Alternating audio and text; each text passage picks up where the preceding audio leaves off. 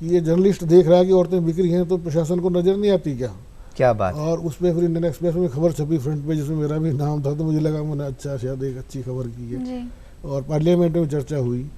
और उसमें मैंने खबरों में जिक्र किया था एक बार पहले भी, ये खबर डॉन में छपी थी पाकिस्तान में जी। तब जवाहरलाल नेहरू ने कहा था कि हम इसकी जांच कराएंगे, तो वो जांच तो आज तक हो रही है, आज तक भी सब कुछ वही चल रहा है।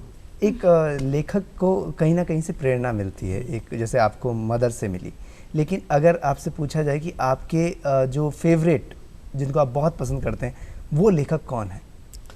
देखिए, मेरे फेवरेट लेखक मुंशी प्रेमचंद हैं, भीष्म साहनी हैं, किस किस के नाम गिनाऊँ मैं, मैंने रशियन राइटर्स को बहुत पढ़ा है, गोरकी हैं, दोस्तोवस्की हैं, और ज्ञान रंजन मेरे प्रिय कहानीकार हैं, इन लोगों को पढ़ता हूँ। कोई ऐसी कविताओं का भी आप अगर आज शो में जिक्र करना चाहें जो आप पढ़ते हैं, जिनसे प्रेरणा मिलती है, जो आप सुनाना चाहें? मैं सुना तो ऐसा था, लेकिन मुझे लगता है कि कविताओं में एक नई चीज़ें मैं देख रहा हूँ। एक अभी बहादुर पटेल हैं जी, मुझे लगता है मध्य प्रदेश के हैं, उनकी मैंने कविता देखी। एक हमारे राजस्थान के सवाई माधोपुर हैं, मैं रहते हैं विनोद पदरज जी कवि हैं, उनकी देखी। और एक जो सत्यनारायण है हमारे राजस्थान के ही हैं, बड़े कहानीकार हैं, उनकी पहचान कहानीकार के रूप में है, वो भी कविताएँ लिखते हैं। इन तीनों का नाम मैंने इसलिए जिक्र किया कि तीनों की एक एक कविता मैंने ऐसी देखी जी, जो प्रेम कविता थी। और इससे पहले मैंने ये देखा था कि प्रेम कविता है इश्क और मुश्क और एक मैं तेरे बिना नहीं जीना टाइप गीत कविताएं लिखी जाती हैं, और वो, लेकिन जो नए ढंग की कविताएं लिखी जा रही हैं इन तीनों में मैंने देखा। जैसे ये तो चूंकि छोटी सी एक 3 लाइन की कविता मुझे याद है सत्यनारायण की, सुनाइए। जैसे उसकी कविता जी की कविता है ये जी, कि यह धरती अब बची रहेगी, यह धरती अब बची रहेगी क्योंकि इस पर तुम टहलती हो। वाह वाह, बहुत खूब। देखिए, प्रेम का इजहार ऐसे भी होता है। जी जी। एक बहादुर पटेल की कविता, जो कविताएं याद नहीं रहती जी, लेकिन वो कुछ इस तरह से है कि चांदों से तारों से कह दो कि ना झिलमिलाएं, और सूरज से कह दो कि ना पृथ्वी के चक्कर लगाए, या फला से कह दो कि वो ऐसा ना करे, फिर मुझसे क्यों कहते हो कि मैं उसको याद ना करूं, उसकी चिंता ना करूं। वाह। तो ये जो एक नए ढंग से चीज़ें आ रही हैं सामने जी, तो उनमें वो असल में पोइट्री, मुझे लगता है ये पोइट्री है। एक आपने सपाट बात कह दी, पोइट्री सपाट तो नहीं होती, फ्लैट तो नहीं होती, कहीं एक चीज़ होती है कि कुछ समझने के लिए छोड़ा जाए। हाँ, तो ये आपने एक जो है परिवर्तन महसूस किया, तब की पत्रकारिता और अब की पत्रकारिता आप बहुत नज़दीक से देखते आ रहे हैं। आज इंटरनेट है और बहुत सारे माध्यम हैं अपनी बात कहें, और प्रेस के फ्रीडम को लेकर तो हमेशा से एक सवाल खड़ा ही रहता है। तो आपको क्या लगता है कि आज की जो आज पत्रकारिता है वो कहाँ जा रही है, किस तरफ ले जा रही है? आपने सही बहुत अच्छा सवाल किया है। ये बहुत बड़ा परिवर्तन आया है। सबसे बड़ा परिवर्तन ये आया था कि हमारा एक दौर था जब हम जो फ्रीडम मांगते थे, अभिव्यक्ति की जो आज़ादी मांगते थे, वो सरकार से मांगते थे। उसके बाद दौर ये आया कि अब ये कई बार मालिकों से मांगनी पड़ती है। और तीसरा जो सोशल जो साइट्स पे पत्रकारिता शुरू हुई है जी, वो उसके बहुत अच्छी भी है, वहाँ उसके बहुत उसमें अवगुण भी हैं कि वो एक तो निरंकुश है, कोई आप कुछ भी लिख दीजिए, कोई देखने वाला ही नहीं है, कोई उसको एडिटर ही नहीं है उसका, कोई आपने कुछ बकवास भी लिख दी, गलत भी लिख दी, और उसको आप ऐसे लिख रहे हैं जैसे आप बहुत सही लिख रहे हैं जी, तो वो बकवास भी लोगों के पास पहुँच रही है। पता नहीं क्या इन दिनों दौर चला है। मैं देख रहा हूँ कि बहुत सारी कविताएं गालिब के नाम से, हरिवंश राय बच्चन के नाम से, गुलजार के नाम से लोग पोस्ट करते हैं कि लोग पढ़ेंगे अच्छे गुलजार की, जब वो गुलजार की होती नहीं है, वो गालिब की होती नहीं है, लेकिन उनके नाम से पोस्ट कर देते हैं। मतलब कुछ भी कर लो आप। तो ये सोशल साइट्स में चल रहा है आजकल। ये टेक्नोलॉजी का सही प्रयोग होना चाहिए। एक पत्रकारिता की बात चली तो एक छोटी सी बात, जब मैं मास कम्युनिकेशन पढ़ता था तो हमें पढ़ाया गया था कि आप कोई भी ऐसा दृश्य ना छापें या ना दिखाएं जिससे कि किसी को आहत हो, लाइक कोई किसी की भावना को ठेस पहुंचे, या फिर कोई ऐसा विभत्स सा हो जिसको देखकर आदमी डर जाए। वो तो लेकिन आजकल मतलब, ऐसा होने लगा है। मतलब क्या है कि एक आदमी का सुबह अखबार सबसे पहले सुबह ही पढ़ता है जी, और सुबह आप उसमें किसी डेड बॉडी की फोटो छाप देंगे तो उसका जायका ही बिगड़ जाएगा, मतलब सुबह ही खराब कर देंगे उसकी, आप किसी को जरूरत भी नहीं है जी। और हमारे यहाँ स्वयं अनुशासन तो है ही नहीं। मतलब इसका उदाहरण खैर बहुत दिया जा चुका है। आपने देखा होगा कि जब अमेरिका में जब एक बार जो टेररिस्ट वार हुआ था जी तो उसमें केवल एक जो प्लेन है उसी को बार बार दिखाया जाता था जी जी और उसमें हजारों लोग मरे थे, किसी की डेड बॉडी नहीं दिखाई गई, किसी को रेस्क्यू करते हुए नहीं दिखाया गया। जी तो उसे क्या पैनिक क्रिएट ना हो, इस बात का हमें ध्यान रखना चाहिए। मतलब कोई बात ज़रूरी हो तो वो बतानी चाहिए, ज़रूरी तस्वीरों पहुंचानी चाहिए, लेकिन एक लोगों में पैनिक ना हो। आप लोगों का जायका ख़राब कर रहे हैं, यदि किसी डेड बॉडी की मैं तस्वीर छाप भी दूंगा उससे किसी का कोई भला होने वाला नहीं है जी क्योंकि देखिए पत्रकारिता का सबसे बड़ा जो काम है वो है कि आप समाज की बेहतरी के लिए क्या कर सकते हैं। जी बल्कि मैं कहता हूँ कि आज भी अभिव्यक्ति की आज़ादी चाहे मालिक दें नहीं दें, सरकार दे नहीं दे, लेकिन आज भी पत्रकारिता में ये चीज़ अभी बची हुई है कि मैं एक पत्रकार हूँ तो मैं पत्रकारिता के माध्यम से किसी गरीब आदमी का भला कर सकता हूँ, ये किसी पीड़ित आदमी की मदद कर सकता हूँ, जी किसी शोषित आदमी को राहत दे सकता हूँ, और कहीं पर कोई संकट में कोई ज़िंदगी जी रहे हैं लोग तो उनकी ज़िंदगी में बचा सकता हूँ। ये तो मैं आज भी इस अखबार से कर सकता हूँ, ये तो अखबार से या मीडिया से, जी ये तो कम से कम ताकत इस मीडिया में है। आप देखते हैं कि बहुत सारी बड़े वीआईपीज की, बड़े नेताओं की का भ्रष्टाचार भी उजागर मीडिया जी। करता हाँ है, सब करते ही हैं। लेकिन वो सब आप ना भी करें तो एक गरीब आदमी की भी आप इससे मदद कर सकते हैं। ये ताकत तो मीडिया के पास है। हालांकि मैं आपको बता दूं कि हम बहुत ये सुनते आए हैं कि आज़ादी में पत्रकार अखबारों का बड़ा योगदान रहा है, लेकिन मैं आपको बताऊं कि आज़ादी में दैनिक अखबारों का कोई बहुत बड़ा रोल नहीं रहा है। ये छोटे अखबार थे। जी महात्मा गांधी भी एक वीकली अखबार निकालते थे, अवसर निकालते जी। थे। तो बड़े अखबार भी आज यदि एक वो इंडस्ट्री की तरह चल रहे हैं, ये बात मैं लिख रहा हूँ, उसके बावजूद वो ये काम करते हैं बड़े अखबार भी, चाहे वो इंडस्ट्री आप कहें उनको, लेकिन उनके माध्यम से आज भी वो यदि कहीं पर समाज में कोई दिक्कत है तो उसको वो मतलब यदि एक कहीं आप देखेंगे सच और झूठ की कहीं लड़ाई है तो आम तौर पे अखबार आपको सच की तरफ खड़े हुए नजर आएंगे। ये धर्म धीरा आज भी मीडिया में बचा हुआ है। इस सच की जी। प्राप्ति के लिए आप लोग जितने भी पत्रकार हैं, आपने तो इतना टाइम दिया है पत्रकारिता को, इस दौरान दिन भर भाग दौड़ रहती है, कभी अपने आप को समय देने के लिए टाइम मिलता था कि मैं अपने शरीर के लिए एक्सरसाइज करूं या योग आप करूं? सही कह रहे हैं। वो अब इस स्थिति में जाके मैं मॉर्निंग वॉक कर लेता हूँ। जी मैं आपको बताऊं कि ये पत्रकार इस बात के लिए अभिशप्त हैं। आप किसी भी पत्रकार मित्र से पूछें कि कम से कम जो दैनिक पत्रकारिता से जुड़े हुए हैं, जी। बाकी की मैं नहीं कहता, जो दैनिक अखबारों से या दैनिक चैनल से जुड़े हुए हैं, उनको रात को बहुत लेट घर जाते हैं जी तो सुबह जल्दी उठकर कहीं घूमने कसरत की कोई गुंजाइश नहीं रहती है। हाँ, आप कहते हैं भाई शाम को ये काम कर सकते हैं, तो शाम का भी वो वक्त होता है तब उन्हें दफ्तर में होना होता है, जी तो दोनों वक्त उनके चुरा लिए जाते हैं और फिटनेस पे इतना ध्यान दे नहीं पाते। मतलब वो उसके बावजूद ऐसा नहीं कि जर्नलिस्ट बट में मुझे हमारा लगता है fitness जो नहीं है। उनका लाइफस्टाइल है वो बहुत एक्टिव होता है, क्योंकि इधर से उधर भाग दौड़ करना और घोड़े की न्यूज़ तरह लेकर भागते आना। हैं, सुबह से लेकर शाम तक भागते हैं। हमारे ज़माने में पत्रकार सबसे पहले तो भूखा रहना सीखता था कि भूखा रहना सीखना पड़ता है। मतलब अपना आप सीख जाता है कि आपको टाइम खाना नहीं मिलता है, आप सुबह से लेकर शाम तक भाग रहे हैं, खाना खाने की फुर्सत ही नहीं है।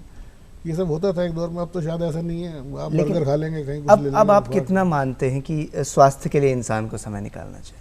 स्वास्थ्य के लिए निश्चित रूप से निकालना चाहिए, क्योंकि सभी जानते हैं कि अच्छा स्वास्थ्य नहीं है तो आप अच्छा काम भी नहीं कर पाएंगे, चाहे किसी फील्ड में हो, चाहे पत्रकारिता में हो, चाहे आप डॉक्टर हो, चाहे आप एडवोकेट हो। अपने फील्ड में आपको अच्छे से अच्छा, बेस्ट से बेस्ट आदमी देने की कोशिश करता है, और वो तभी दे पाएगा जब उसका स्वास्थ्य अच्छा हो।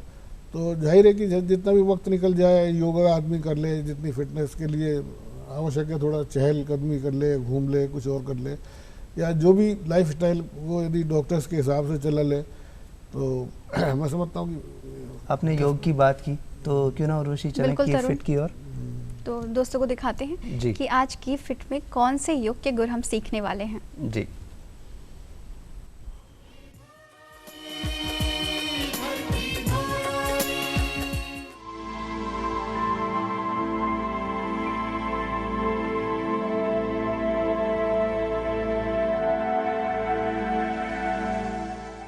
आसन के लिए जैसे हम अपने शरीर को तैयार करते हैं, वस्त्र ढीले, स्थान, इसके पश्चात कुछ एक ही स्थान पर दौड़ करके हमें अपने शरीर को, हमारा रक्त संचार और इसको बढ़ा लेना चाहिए। और फिर सिंपल जॉगिंग, पैर के पंजों के बल धीरे धीरे, पैर के पंजे ज़मीन से ऊपर उठते हुए हों, ज़मीन से ऊपर उठते हुए पैर के पंजे, हाँ, ज़मीन से पैर के ऊपर पंजे उठाते हुए, और हाथ का अंगूठा उंगलियों के बीच में हमको इसमें फंसा के रखना है। ये हाथ का अंगूठा इस अभ्यास में विशेष रूप से हमें अंदर रखना है। जब हम अंगूठे को अंदर रखते हैं तो उस स्थिति में हम अपने लंग्स की कैपेसिटी को कंट्रोल रखते हैं, जिससे कि जब जॉगिंग कर रहे हैं तो हम अपने शरीर की जो ऊर्जा है उसको अपने अंदर संचित करके अभ्यास में लगा सकें। और जॉगिंग सिंपल, धीरे धीरे हमारा हृदय की गति, श्वास की गति इसमें बढ़ने लगती है। तो उस क्रिया को और आगे, हमारा जो वार्म अप का सिस्टम है उसको और बढ़ाने के लिए फिर हम धीरे से बैकवर्ड जॉगिंग, हमारे स्टिमुलेशन के लेवल को बढ़ाने के लिए बैकवर्ड जॉगिंग, पीछे की तरफ करते हुए बैकवर्ड जॉगिंग, धीरे धीरे इसमें हम पंजों के बल ही करते हुए जॉगिंग, और धीरे धीरे अपने एंकल को बटक पे टच करा रहे हैं, एड़ियों को नितंबों पर टच करा रहे हैं। हमारा बॉडी का स्टिमुलेशन का लेवल धीरे धीरे इससे बढ़ रहा है।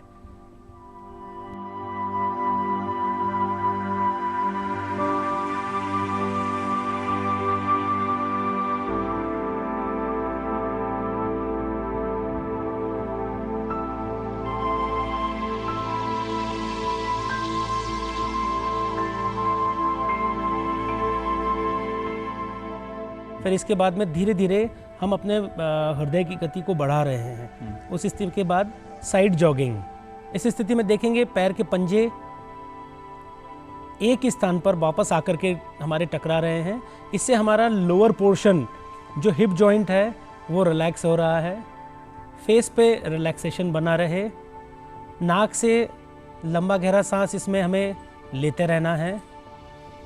फिर सिंपल जॉगिंग, सिंपल जॉगिंग, हर हमारा जो यौगिक प्रैक्टिस है उसमें हम कोशिश करते हैं स्टिमुलेशन देन रिलैक्सेशन। तो हर धीरे धीरे हम स्टिमुलेशन के लेवल को इसमें बढ़ाते हैं। फिर धीरे से हाथ नीचे, नाक से लंबा गहरा श्वास चलता रहे।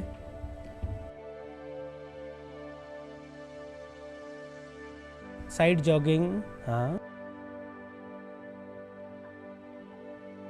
सिंपल जॉगिंग करते हुए पंजे जमीन से ऊपर। इस समय में हमारी हृदय की गति, श्वास की गति सब बहुत बढ़ गई है, बॉडी को स्टिमुलेशन हमने दे दिया।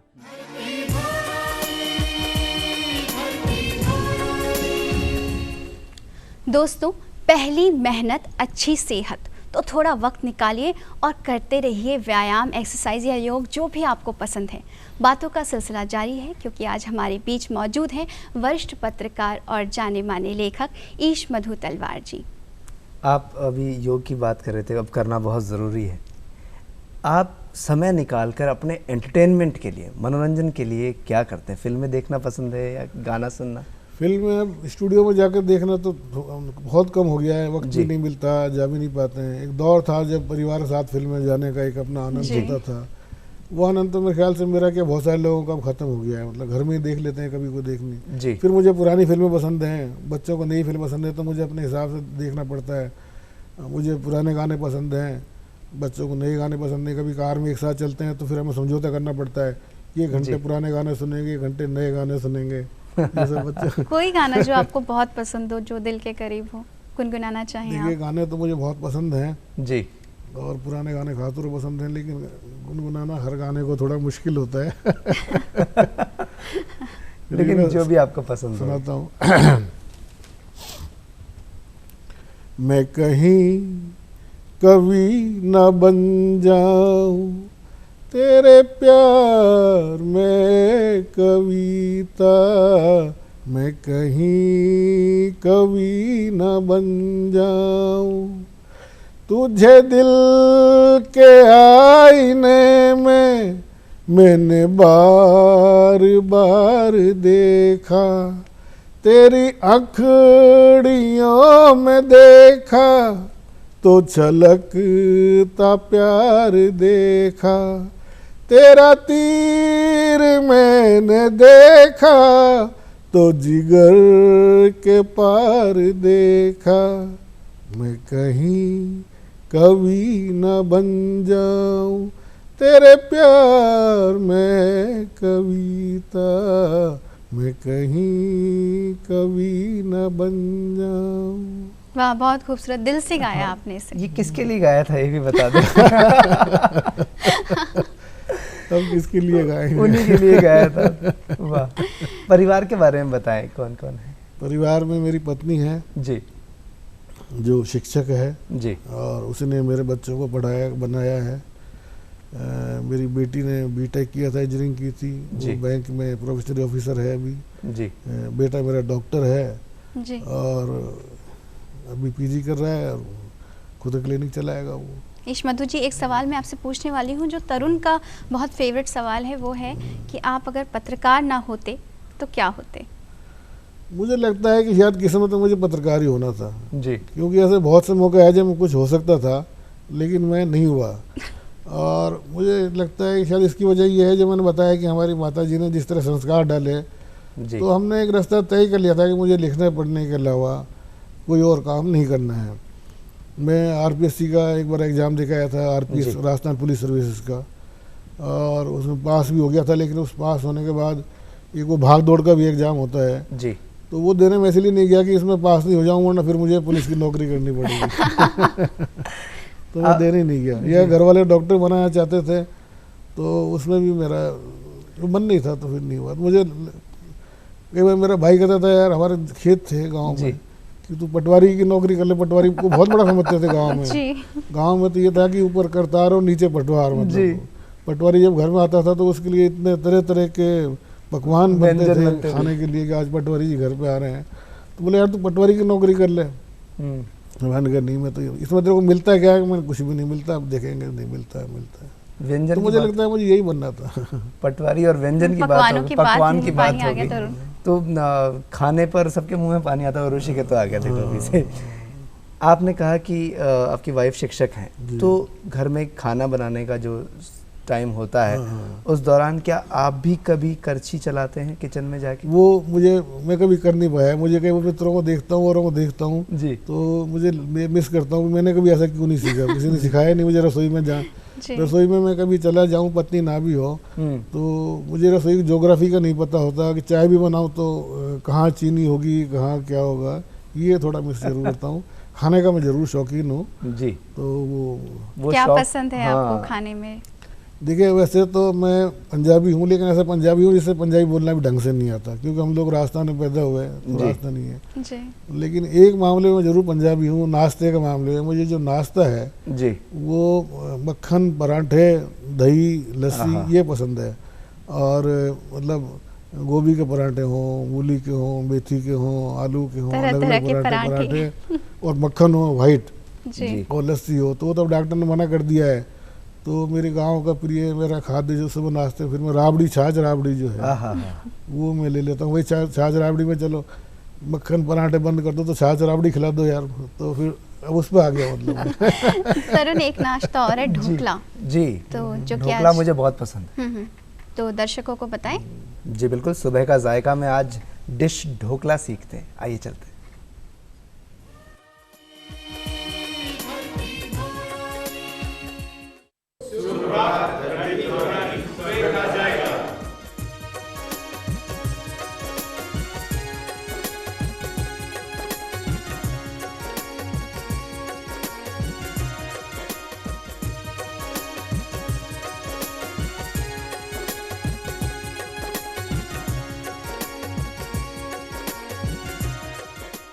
आज हम बना रहे हैं सूजी के ढोकले। ये काफ़ी लाइट रहते हैं खाने में। बिल्कुल। इसके लिए हम लेंगे 1 कटोरी सूजी, 2 कटोरी दही, आधा टीस्पून मीठा सोडा और नमक स्वाद अनुसार। छौंक के लिए राई, मीठा नीम, हरी मिर्च बारीक कटी, नारियल का बुरादा, थोड़े से तिल। हम लेंगे 1 कटोरी सूजी। जी। सूजी का घोल करेंगे हम दही में। इसमें हम डालेंगे 2 कटोरी दही जी। और अच्छे से मैश कर। इसे हम हिला देंगे। इसमें डलेगा नमक और सोडा। अच्छा, सोडा भी डलेगा? सोडा इसमें? फुलाने के लिए इसको करीबन नमक? 1 टीस्पून नमक जी। और half tea spoon soda. Soda. Okay. Soda डालने के बाद इसे हम काफ़ी देर तक पड़ा नहीं रखते। हाँ, तो इसके लिए हमने पहले से ये गर्म पानी गैस पे तैयार रखा है ओके। और ये प्लेट को कपड़ा लगा दिया है जी। ताकि जो इसका स्टीम का पानी है वो दोबारा ढोकले पे ना गिरे। अच्छा, वो इसी स्टीम को का जो पानी ऑब्जर्व आता कर ले। है वो ढोकले पे ना गिरे, कपड़ा ऑब्जर्व कर ले। ओके, इसको हमें अच्छे से ऑयल लगाना होगा। ये ऑयल लग गया। जी, अब हम इसको सांचे में डाल देंगे। सांचे में डालने के पहले आपकी ये तैयारी पूरी होनी चाहिए। मतलब पानी गर्म होना पानी चाहिए गर्म और होना कपड़ा इस पे लगा होना चाहिए। और सोडा हमें तभी डालना चाहिए जब हम इसको सारी एकदम चीज़ तैयार कर चुके। तब तक हम इसका छौंक तैयार कर लेते हैं। छौंक में हम तेल में राई, मीठा नीम, हरी मिर्ची, जी, थोड़े से तिल के दाने और नारियल का बुरादा ऊपर से। तिल के दाने। हाँ जी, ओके, ये इसका छौंक बन के तैयार है। बिल्कुल। हरा धनिया और नारियल हम ऊपर से लगाएंगे। छौंक हमारा तैयार है जी। और तब तक हमारा ये भी तैयार हो चुका है। ओके, ये देखिए 2 मिनट भाप इसके निकल जाए तब तक हम इस पे छौंक डाल देते हैं। अच्छा, मतलब हम इसी के ऊपर। हाँ, इसी के ऊपर। ओके, हम इसके चोकोर पीस कर सकते हाँ। हैं, है ना? हम इस पे थोड़ी सी मीठी चटनी। तैयार है सूजी के खामक।